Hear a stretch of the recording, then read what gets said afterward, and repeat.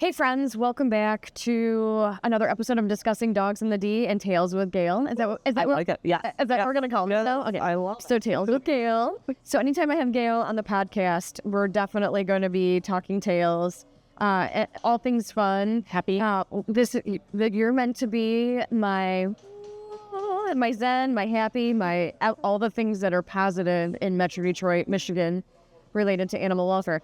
We're going to do something fun today, not, kind of thinking outside the box but I think it's not really outside the box because I bet everybody does this. I'm sure they do. We're going to be taking the voice of our pets, and more specifically, we discussed that what would they text us during the day, or if they had a phone and thumbs. Yes. So just to recap, you have two dogs. Mm-hmm. Yeah, it's about Kipper and Bosco. Yep. Yes. Yeah. They would totally be texting me all the time. Well, Yeah. bark to text. Yeah.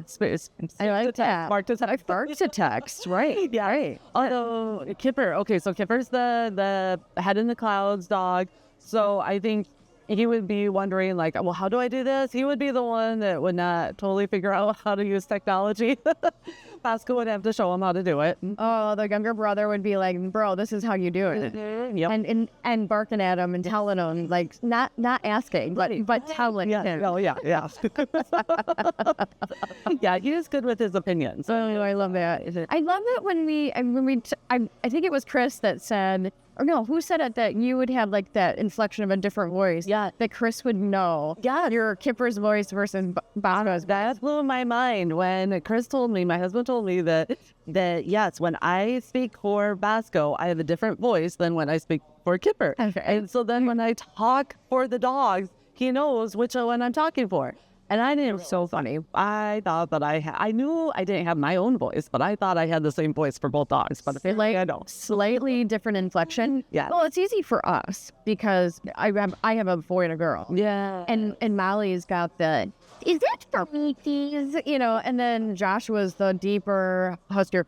That is mine. I'm gonna take that. So like obviously it's one or the other. Yeah. And since we lost Boomer, my voice for Joshua is but Tom even said it doesn't sound like you're Boomer anymore. It sounds like it's Joshua has his own. Yeah. It's kind of a dorkier, dopier version of Boomer's voice. Like it's kind of funny how we do this, but I thought Tom and I were like the only people in the world that because we don't have kids. Our dogs are kids. Mm-hmm. And I'm like, I am the voice of my, like we're doing this. And other people have said they do the same thing. Like I'll joke about it. I'm like, sorry guys, I'm being dumb here. They're like, no, we do that too at home, right? Yeah, but it doesn't. Just like we all give the special toys names, and we thought that we were the only ones that did that. And then one time Chris was talking about it with his coworker, and he just like said it out of the blue, and the coworker said, of course you name all of your toys, the special ones, maybe not all of them, but of course the special dog toys get names. I love that. I love it that it's like this universal thing, we, especially those of us that like, well, I mean, we don't have children, human children, and our pets are just so intertwined in our lives. And like you take them everywhere. Mm-hmm. You walk them. You actually drive them places to walk them almost every day. Almost every day, yes. Yeah, and they're a huge part of like I feel like our identity, right? And we have this relationship with them, and then we create their voices, and it's kind of a funny thing. But yeah, for Mollie and Joshua's definitely not as bright as. And I mean that in the nicest way possible. Yeah. His voice would definitely be these dorkier and always questioning. I don't know what that is, Whereas Mollie's like, and Mollie with Boomer used to not be the bright one. Mm-hmm. So now she's always like, I'm a smart one now, So it's like this funny thing. We're kind of like pivoting, and she's like this more intelligent dog, Plus, she's been around the block, around the house now, so there you go. Yeah, Boomer was just so smart though that it's hard to like. He set that bar so high for intelligence in dogs. But anyway, I digress. So we're here right now. What are Kipper and Bosco texting you right now? So Is Chris home right now? Yeah, he is. Okay. Yes, but I absolutely know that Kipper would be texting me saying, Mom, are you getting coffee without me? Because he loves the coffee smell. And every time, I shouldn't do this as often as I do, but most mornings I go out to Starbucks. I have my favorite Starbucks. I go get coffee, bring it back. He gets upset with me when I leave. He watches me and you get to see that look in his eye, like, are you going to go get coffee? But then he's there to greet me when I get through the door. And he's happy to see me, but he wants to smell the coffee. He loves the coffee smell. So interesting. It is. I worked in a coffee shop when I was in college, and this was before I actually drank coffee. I didn't drink coffee until I was older. I remember I just loved going to work because I loved the smell of that coffee. You know, just like the brewing or the espresso. And that's funny that dogs, like he needs that sniff. Right, Exactly. Knowing that you cheated. Yes. So he's texting you right now, Mama. Yep. You went for coffee without me. Yep. I know it. I can feel it in my bones. I know that. Yeah. Bosco would probably be texting saying, I've been quiet for like 2 whole minutes. Where's my treat? Where's my reward? Oh, he expects it. He likes snack. Both of your dogs are very like treat. Very treat motivated. Very treat. Yeah. So he was just like, Yep. Where's the snacky? Why aren't you here giving me snackies? I have not barked at anything. Yeah. For 2 minutes. For 2 whole minutes. Maybe a minute and a half. We'll just round up to 2 minutes. It's dog time, right? In dog minutes, I've been quiet for. I didn't bark at the wind gust, maybe, Oh, that's. Yeah, it's interesting. Joshua, he wasn't, because we haven't had him a full year yet. But when we first got him, he wasn't really a barky. Now he is. Any little weird noise now, I feel like he's super protective of us now. Yeah. So, but if he were texting right now, I think he would, I think he'd be wondering if where did you go? What dogs are you meeting? You smell like dogs every time you come home. Yeah. Just because of the nature of my job. Yes. And then I think Mollie would be, are you bringing snacks back for us? What snackies will you be bringing back for us? Yeah. Joshua likes snackies too, but like he's definitely more interested in like Velcro. I need you with me right now. Yes. Come back home, please. I need to snuggle. You know? Yes. Yeah. And you cheat on them a lot. I do. Like this last week, you had a lot going on with a lot of dogs. Yeah, I was thinking about that. I told Tom, I think, and you've been at almost every event that I've done these last 2 weeks. Mm-hmm. In the last 2 to 3 weeks, we have photographed almost 65. Oh, wait, you were in Oakland County. But either way, I was thinking 65 homeless animals that we have photographed that we're trying to get.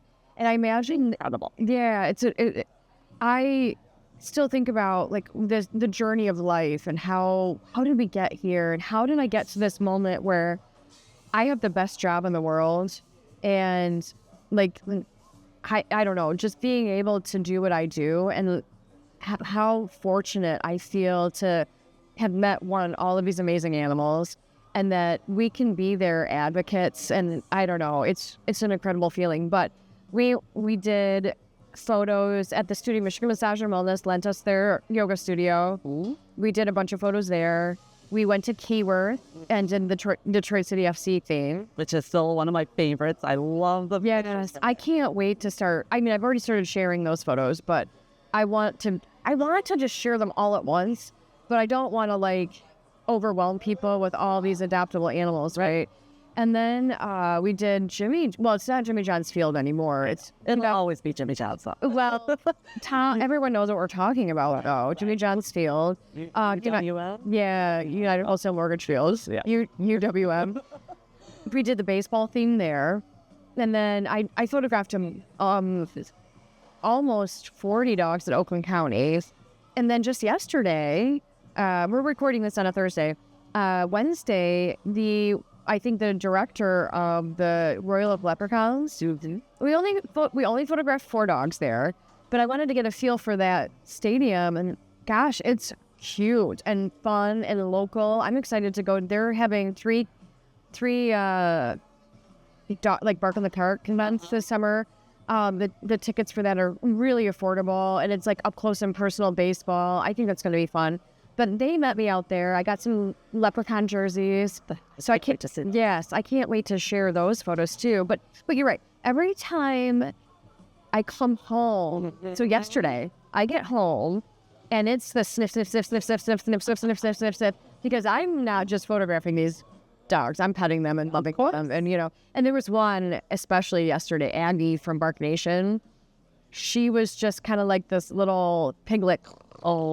And then she was like right up, and just wanted lovin's, and it was like, oh my gosh, girl, I love you. Why can't I take you home with me right now? Oh yeah, but I know they smelled her. I know that they're like, where did you go? Yep. What did you do? Well, and then they got to come see you in practice. They got to go to work with their mom a little bit. Yes. So I asked Tom, because we met Joshua last year at our photo shoot at Jimmy John's Field, and someone noticed, I think it was Mandy that noticed, that he was limping, and I was able to get one of these rescue Peace, Love, and Paws to pull him, and we ended up keeping him, and I thought it would be a full circle thing to take him back and photograph him again in the Utica Unicorns jersey. So Tom brought them both, and I think, and the voice, and they're texting, so this is where you go when you're not with us. That's exactly what they're messaging me.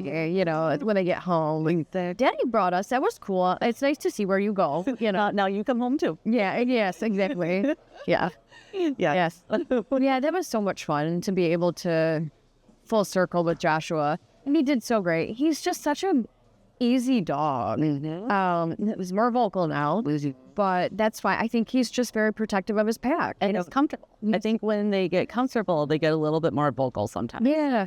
I always tell people, dogs in the shelter that are shut down, they're either emaciated and haven't had regular meals, or they start getting regular meals, and then we realize, these behavior things are going on. Hey, when they're shut down and they're just so locked in of like, this is my space, and I'm just, terrified, anxious, or whatever.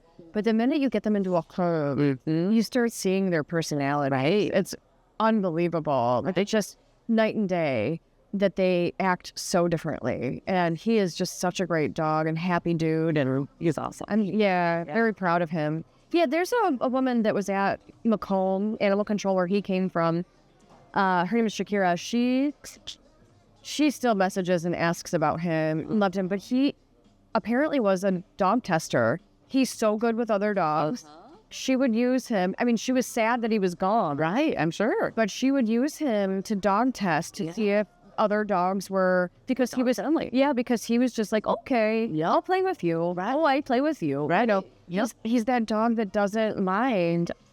Anyway, it's just Yep. Yeah, and maybe he's even texting me right now, are you going to bring another doggy home? Because he loves other animals so much, He loves meeting the neighbor dogs. He loves children. He's so good with children. Anyway, that's great. It's just, okay. Yeah. PSA for this episode, give a shelter dog a chance. Yeah, they deserve it. But anyway. I think, so something that you said made me think that I think one of my dogs, both of my dogs, would probably text me at any point during the day and just say, Mom, calm down, chill out.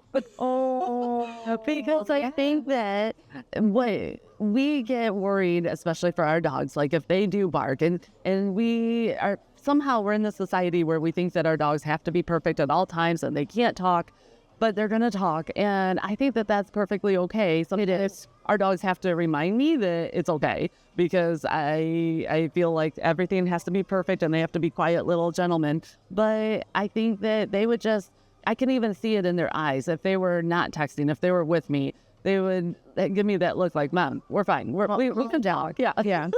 We're being good still. We're just keep calm and coffee on. Exactly. Oh, I like that. That's awesome. They would. Well, for people that aren't dog people, I think we worry about, are we offending, with how barky they are, But people are loud too. We have to remember that. Our whole society is loud. You have loud vehicles, you have loud people, you have loud other wildlife. So So I think that dogs, like they just see that and they think like, well, we can talk once in a while. Right. And obviously it shouldn't be in certain situations, but But in general, though, schnauzers, Kipper isn't as barky. He's in a quiet, soulful. Yeah. And I think all the schnauzers we know, like Lucky, Lily, Pepper, when she's with her people, isn't barky. No. But then when other dogs and people come around, she gets barky. What I think is really interesting, let's talk about this for a second. Our Schnauzer group, Schnauzer Palooza. Let's do a PSA for that. Okay, so we have a group on Facebook, Schnauzer Palooza Michigan. And if you're a Schnauzer owner, we do, and actually you're going to do one this Saturday, meetup at Barkside. Yep, Detroit. Barkside has different breed meetups, and they happen to have a Schnauzer meetup. But when we decided to start doing our Schnauzer meetups, I remember all these different dog moms, and it was the moms that were stressed that their Schnauzer would be too barky for everybody. And then our first meetup, it was like everyone felt so seen and heard because their Schnauzer wasn't the barkiest Schnauzer, wasn't the barkiest stuff. Well, but I mean, like Lee with Lily, yes. I think she was just so stressed that like, oh, she's going to bark at everybody.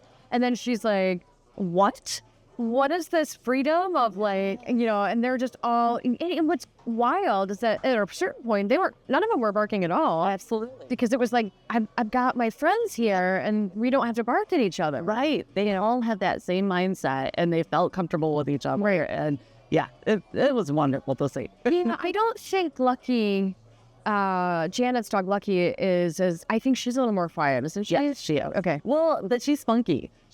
She will give Bosco a run for his money. Oh, I love that. Yeah. I love that. Yeah. Me Good too. for her. Yes. Good for her. That's what made me love Schnauzers in the first place, is because when I was a teenager, after I grew up with a Dalmatian, right. and he lived to be 16, so we got a good long life out of him. But when he passed away, then my parents didn't want to get another dog, but I really wanted to get as many dog moments as I could. So I would just babysit. Actually, I babysat whatever animals came my way. I had birds, I had cats, I had dogs. So there was a Schnauzer that her parents would go to Arizona every winter, and I got to babysit her for like 2 months at a time. And she was a girl Schnauzer, and she was spunky. And I think that's what made me really love Schnauzers, because you get that tomboyish spunkiness with all the Schnauzers. Yeah. So you've always had boy Schnauzers. Mm-hmm. Pancake was a boy, right? Mm-hmm. Do you think you'd ever get a girl Schnauzer? Bosco was supposed to be a girl, because when we got Kipper from the breeder, we put down a deposit for Bosco, and he was actually, we wanted a girl. We thought, oh, it'd be cute to have a boy and a girl, and Pancake had been a boy, so that was going to be our first girl. And then Bosco's litter was born, and it was a small litter. It was only 4 pups, and they were all boys.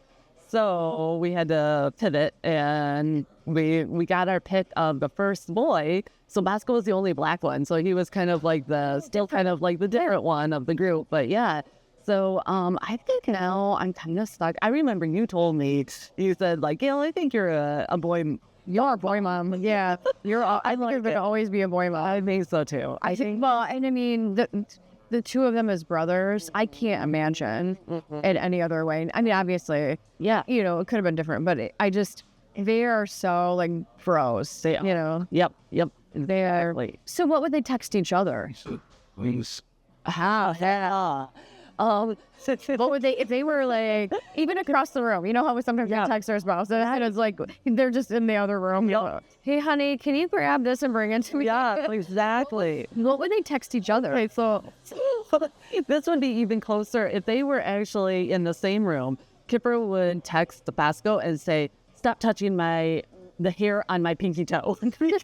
I love that. As much as they are so close to each other, like emotionally, he does not want Bosco to cuddle with him at all. And he can do anything to. Is Kipper a cuddler or no? He is with us. Okay. Well, I mean, he likes the space too. He's definitely like the older brother. He likes to just like have his space, but he does like to cuddle with mom and dad. We can do anything to him. But if Bosco comes, even like he can do it by accident and just touch his back foot or his front foot, whatever. if he does, then It's just like, you know, I need my space. Get away from me. So yeah, so he would text Bosco and say like, give me my space. why are you so close to me right now? Bosco would text Kipper and say, can we sing now? Can we sing now? Like, is this the right time to sing? Because he loves to sing with them. And they do get a good song going. Like when the mailman comes. Oh, they both do it. Yeah. Oh, I love that. And Schnauzer's singing, like when they actually sing and not just bark, it's cute. You need to get a video of this. I will do that. I mean, you might already have some, but I want to see. I feel like I need this in my life. Yes. And you need to put it on for reels. Okay, yeah, we'll do that. Get a video of them singing to the mailman and then Mr. Postman. And maybe even overlay that, hey, wait a minute, Mr. Postman. Anyway, but do that. And because I need this. I need to see this. I feel like that will be some Schnauzer therapy. It'll wake you up. It's not a beautiful song, but it's a fun song. No, I would love it. I would love it regardless. There's so many different ways dogs communicate with some Boomer used to, if there were sirens, he used to siren and try and match. Yes. He would move. Yes. And match the sound of the sirens. And my dog before that was a hound, and she kind of would do, but lower key kind of. He was so high pitched. Oh, it's interesting. Yeah, bigger dog. Yeah, but in Mollie, no howling. She's this very. I was astonished when she barked for the first time. How loud and like low and guttural her bark is. And it's like she really means it. And she's only barking when she really feels like never barked as much as Boomer. But when she barked, it was like you could feel it. Yeah. Like it was got your attention. Yes, it did. But yeah, I think that it's so interesting how just their communication style, yes. And if they were texting, if they were texting us while we were at Keyworth, it was raining, it was cold. Yes. I think Joshua would probably have been checking in on me and been like, Mama, don't get sick. Come home and snuggle Joshua. Yeah. Get warm, And Mollie would still be like, are you bringing snackies? You're not bringing another dog home, are you? Don't take another dog home from this event, too. We already have too many dogs here. Joshua's one too many anyway. We always joke about her being Tom is her favorite. Tom and Mollie are like that's her favorite human ever. We always joke in her voice that Mama and Joshua can leave. And, it's just, I love Daddy forever. Yes.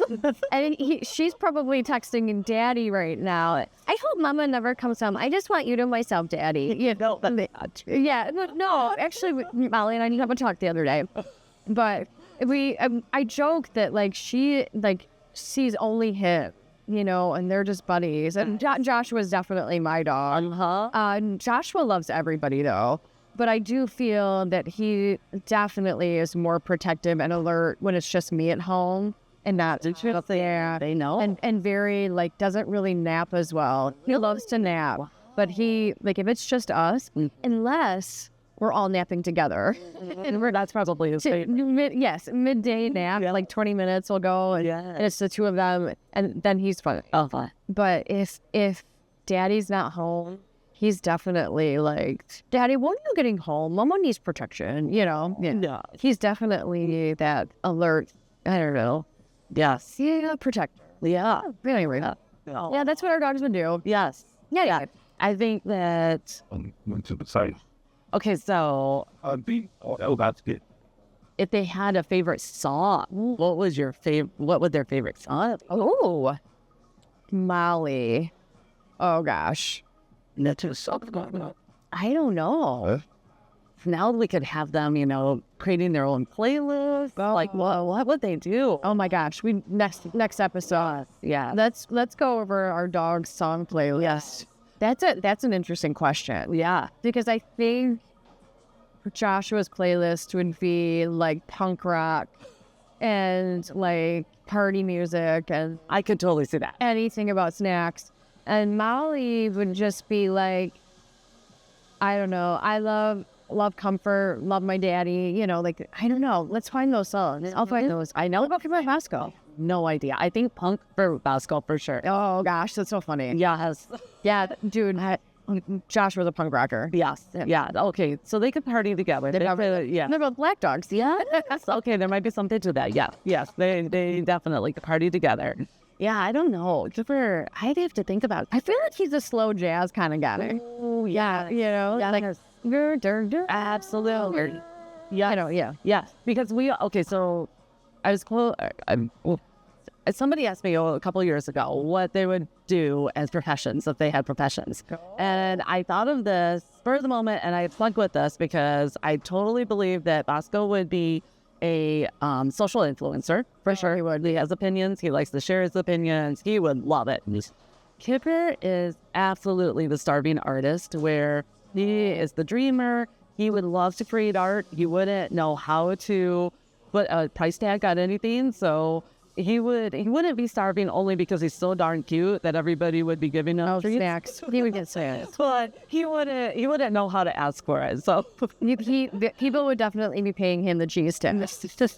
but yeah, I could see him listening to the jazz while he's creating his art or thinking of his poems or whatever sort of artistic endeavor he would choose. But he would I could see that. Yeah. He is definitely the artistic brain. Yeah, Joshua would probably be a construction worker. I feel like he would have to do something that is physical and like strong. He's so strong. Yes. I think Mollie, I don't know, she'd probably be a server or a waitress or something. What was that? Wish she could be a server here. Oh yeah, she'd be a barista. Yeah, she could be. I feel like she would be that nonchalant. What would you like to drink? You know, I'll go get you your beverage. Yes. Yeah. That would be Mollie. Yes. None of them are artists. Neither one of them are creative. Yeah. But either way, that'd be Yeah. that would be our dogs. Well, anyway, I want to get into. We did receive some listener mail, so I wanted to share. It's exciting. I appreciate it from Antonio. I'll put it in the show notes, the email address to email us if you want to share about our podcast, if you want to share just information about your dogs, cats, pets in Metro Detroit. You live in Michigan, you have an interesting story, or if you come for photos at Premier Pet Supply, or you shop at Premier Pet Supply, or any of the, all of the things. You just want to share a story with us, write us, tell us, and we'll share it online or share it on the podcast. But we did receive this email from Antonio, and it's pertaining to our pedicured episode. So I'm just going to read a small part of his email. Tori, our Shiba Inu, has always been very difficult with nail maintenance. He's referencing our pedicured episode with Mary. And very often when we take her to get a bath, I find her nails were not properly trimmed, or in some cases not trimmed at all. To be honest, I kind of understand it. As a Shiba Inu, they make the process very hard. It is common for me to be ashamed in the pet store as Tori shouts and resists as if somebody is cutting the full leg off. I think that I can relate to this because Mollie will not let us touch her. We can't trim her nails. Yeah. And it is so difficult she doesn't scream or bark. She just gets really, they call it whale eye.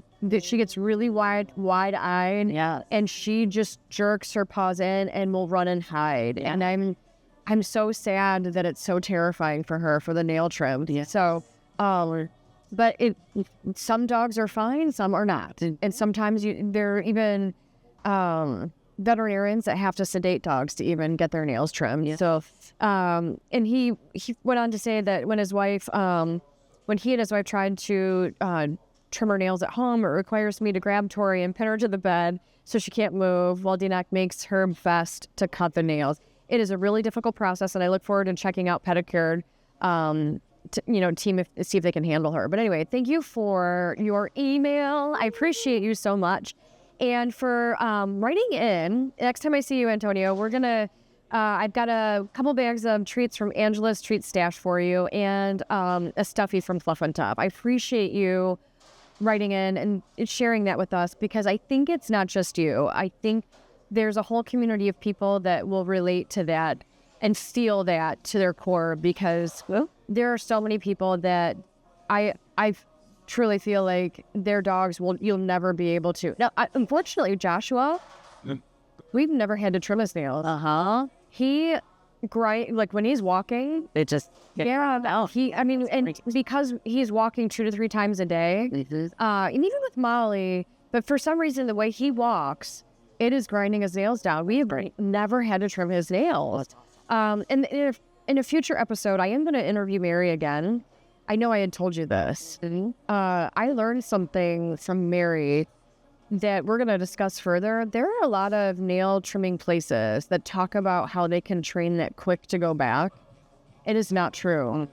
And we'll cover that in the future. Just hang tight for that episode, because you cannot, that quick is going to keep, progressing. And the only way to make that quick go back is by surgically cutting it. And you'd have to have a licensed veterinarian to do that. You can't do that as a nail trimmer. And so we'll do some more research on that, and we'll cover that in the next episode. But anyway, sorry. Antonio, thank you so much for writing in. We appreciate you so much. And thanks for listening.